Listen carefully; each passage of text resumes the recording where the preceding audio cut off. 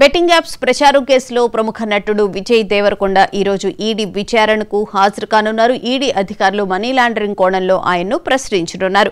Betting యాప్ల నుంచి పొందిన పారితోషికం, కమిషన్ల వివరాలను అడిగి తెలుసుకునే అవకాశం ఉంది. ఈ కేసులో ఇప్పటికే నటుడు ప్రకాష్ రాజును విచారించిన ఈడీ మళ్లీ ప్రమోషన్ చేయనని ఆయన హామీ ఇచ్చినట్లు తెలిపింది.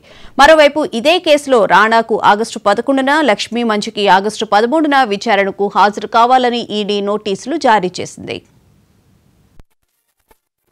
ఇదే అంశానికి సంబంధించిన మరిన్ని వివరాలను మా ప్రతినిధి సుచిత అడిగి తెలుసుకున్నాం. సుచిత, చెప్పండి, ఈడీ విచారణకు విజయ్ దేవరకొండ హాజరవడం జరిగిందా? అలాగే ముఖ్యంగా మనీ లాండరింగ్ కి సంబంధించి ప్రశ్నించే అవకాశం ఉంది అని అంటున్నారు.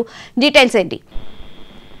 భువన గారు ఇప్పుడు జస్ట్ 2 minutes దాకే విజయ్ దేవరకొండ అయితే విచారణకు హాజరయ్యారు. అయితే విచారణకు హాజరైన ఆయన అయితే కొన్ని ఆధారాలతో అయితే వచ్చినట్టుగా అయితే కనిపిస్తుందంటే ఏవైతే బ్యాంక్ స్టేట్మెంట్స్ అడుగుతారో ఈడీ వాళ్ళు, ఆ బ్యాంక్ స్టేట్మెంట్ తీసుకొని వచ్చినట్టు అయితే ఫైల్ అయితే మనకి కనిపించాయి ఆయనకు సంబంధించిన వ్యక్తుల చేతుల్లో. ఇంకొకటి భువన గారు ఆయన అంటే